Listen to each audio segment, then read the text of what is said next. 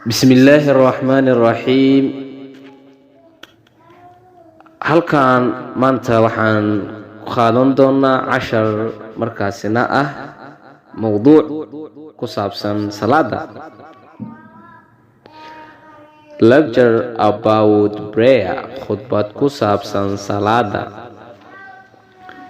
Since maadaama we are Muslims, anagu aan nahay muslimiin, I would like waxaan jeclaan lahaa to start in aan ku bilaabo in the name of Allah, magaca Alle, the most merciful, Allaha naxariista guud magaciisa, and the most compassionate, iyo Allaha naxariista gaar magaciisa.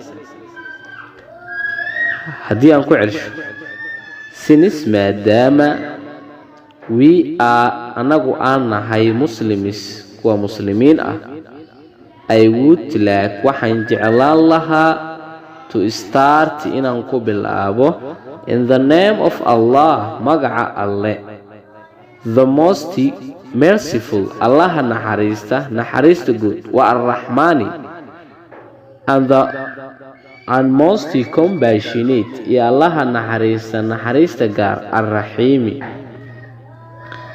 After that, taasi kadib, I want waxaan rabaa to say inaan dhaho aan iraado a few words, xoogaa erayo about ku saabsan ereyadaasi prayer, salaada. So sidaas darteeduna had to me ii dhegaysta aniga well si fiican. As we know, si aan u ognahay, sida aan anagu u ognahay, prayer, salaadu, is one of waa mid ka mid the Islamic pillars, tiirarka Islaamka. Prayer, salaada, is one of waa mid ka mid the Islamic pillars, tiirarka Islaamka. So sidaas darteeda, every person, qof kasta, with leh sane mind, maskax fiyow leh. Every person, qof kasta,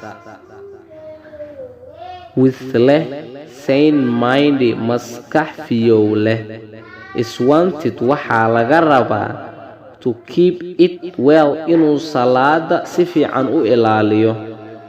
Because maxaa yeelay our religion, diinteena, enjoys us, waxayna fartaa to pray inaan u dukano constantly, si joogto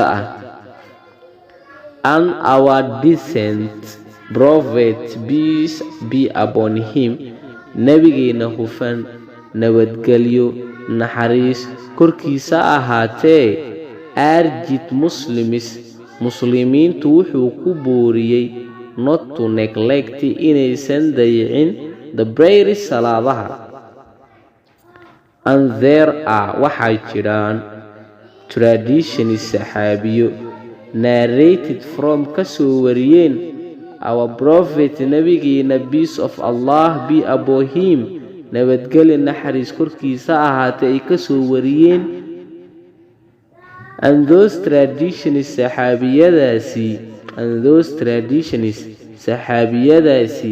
emphasize, waxay xooga saareen the prayer, salaada. Emphasize, waxay xooga saareen the prayer, salaada.